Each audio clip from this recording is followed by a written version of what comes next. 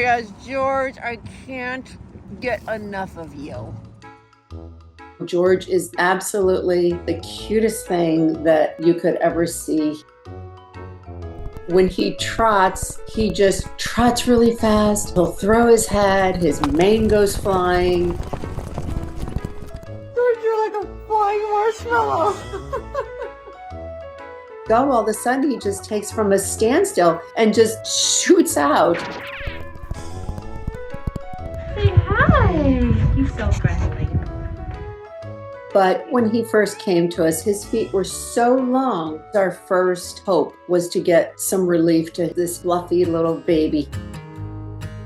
George was rescued from an auction where, unfortunately, a lot of dwarfs end up. We could see the condition of his legs, mostly his front feet. Okay, let's go. You okay? Okay, let's go. You ready? Okay, buddy.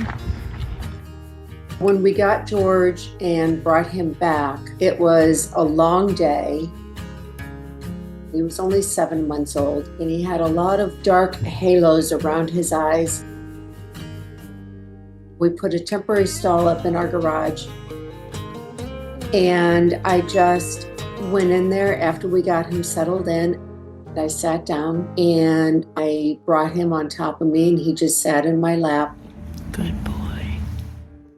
And so we started working on George's feet within 2 weeks of having him.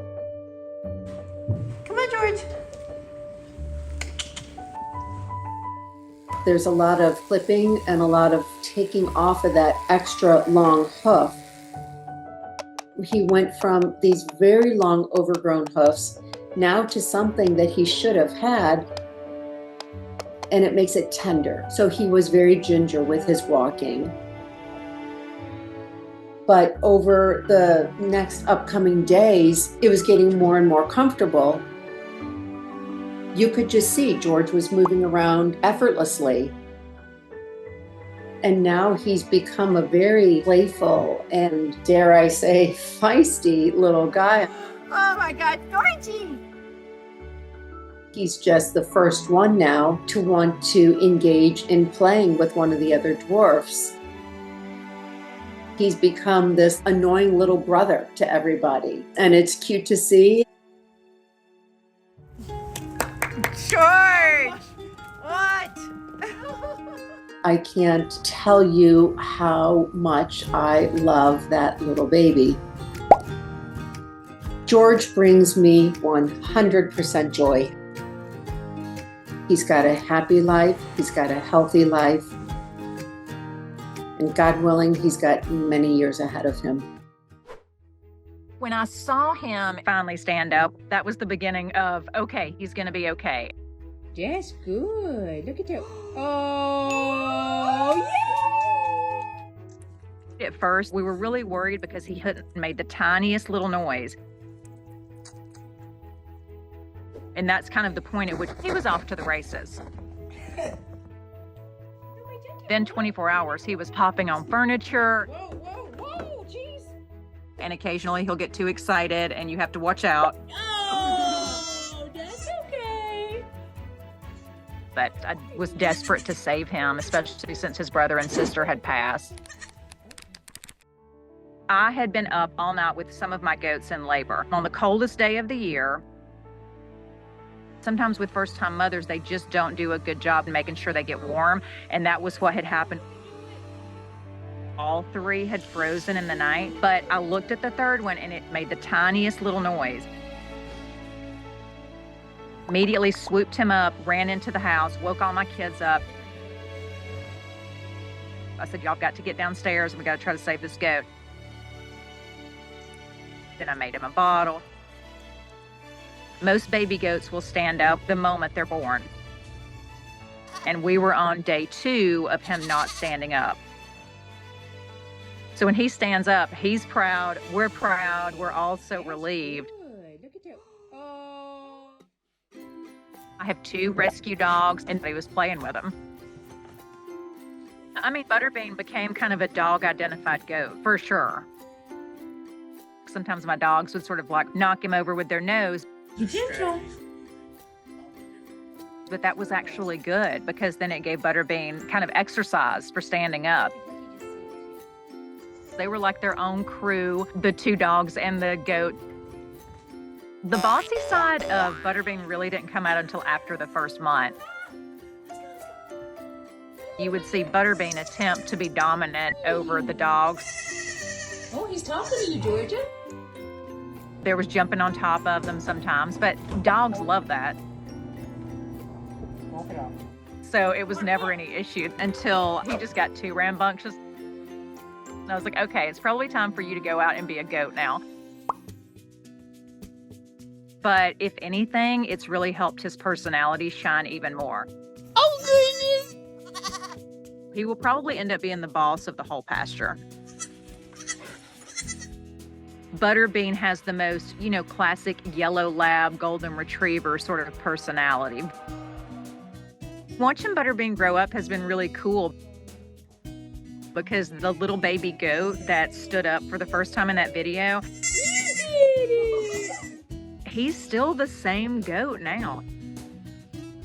He's a survivor and he doesn't need to prove anything to anybody. I don't know if this is the best method to feed a cow. Jenna is the cow who thinks that she's a big dog. She has her own window to get attention pretty quickly.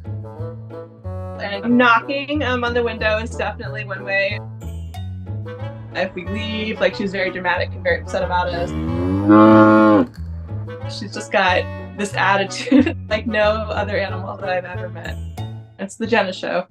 Oh, thanks. Is that my Christmas kisses? Jenna came when she was 3 days old.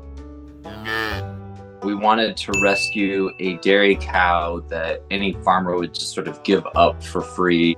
And Jenna was born with a twin brother, which means that there's a really high chance that they'll never have babies. And so typically on farms, they just don't need them. I came down to North Carolina in SUV, loaded Jenna into the back of this car. She was just this cute little ball of fluff back there. And she was definitely very timid, not sure what was happening. There was definitely a shyness to her. But she clearly was slowly showing some of her Jenna personality right away. She was still just like a baby. We love to do all sorts of things together. Jenna! And she'll follow us if we're in cleaning the chicken area or something. I play the guitar, and as soon as I sit down singing a song, first thing she wants to do is just put her head over me in some way. She's just happy and relaxed. She closes her eyes and just goes to sleep. Occasionally she'll forget how big she is, but she's never actually hurt me. She is just a little 1,400-pound lap puppy. Jenna is really special and she does have all this personality, but she also is just a regular cow. And so there probably are, tons of Jennas. And it's so sad that those are sort of, snuffed out. Cows are excited to see you. They're sad when you leave. They want affection and attention and they're playful. I didn't really expect that sort of connection and interaction. But it's just like being two best friends. I can't imagine not having the bond that we have.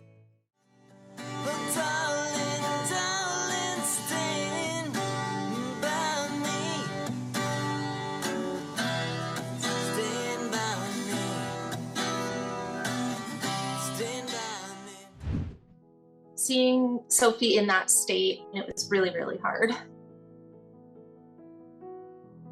She did not want to interact with people, really.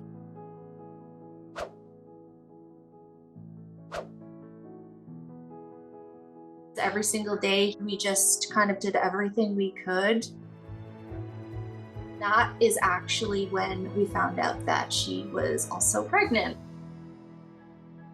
It was really scary not knowing if the baby would be healthy.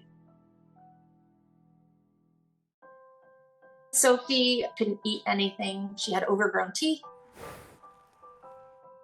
We found out that she was blind in one eye. Nobody took any time to take any care of her.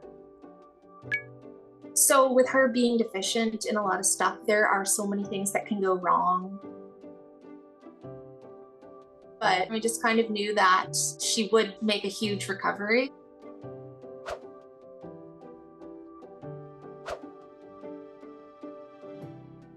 But he was just like this tiny little miracle baby, and he was running laps around the stall already. He just had these super long legs. With Theo, we noticed back legs, unfortunately, were pretty wonky at first.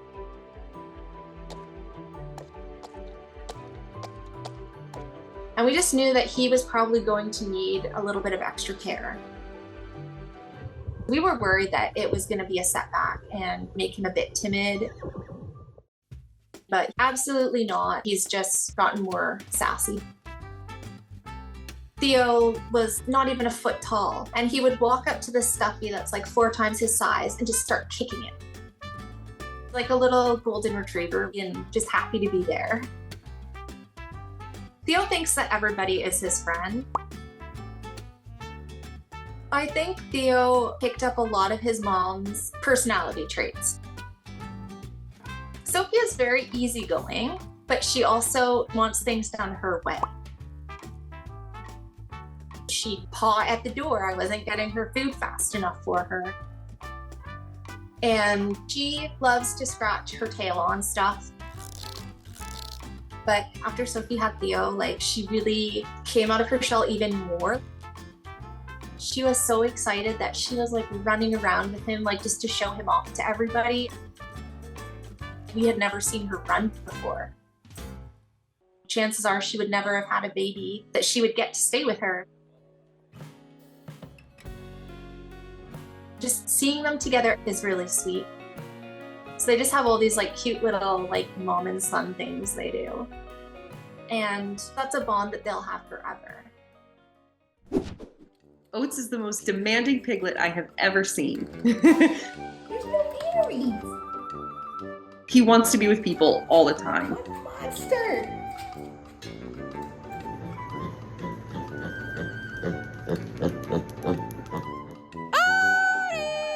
As soon as you call his name, he'll just come out of the grass and he'll just mad dash to you like the whole time. He just can't wait. He squeals and he squeals. And the second you give him a little scratch on his belly, he just falls over and he's got this smile on his face. Oats is so joyful, even though he had a very difficult beginning of his life. The previous owner was about to feed him to snakes, and then he was rescued from a reptile trade show by a friend of ours. He was so teeny tiny, and she had never had a piglet before. So she called us, and we said that we would take him. Our plan was to get him healthy, get him ready to go, and then find placement for him. You're gonna outgrow that real quick. But the moment he walked in that door, we all fell in love with him. He was very frightened, very shaky, not being comfortable with people. So the first thing we did was just kind of let him walk around. He just so sweetly ate all of this food in a tray. Look at those legs. Oh. Maybe like 2 hours in, he got warmed up to us.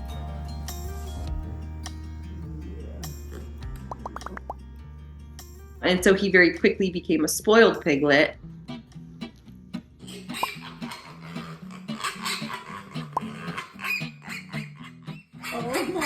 The moment we were in the kitchen, he would go wild. We were always covering our ears and oh my gosh, you know. He would constantly be asking for attention.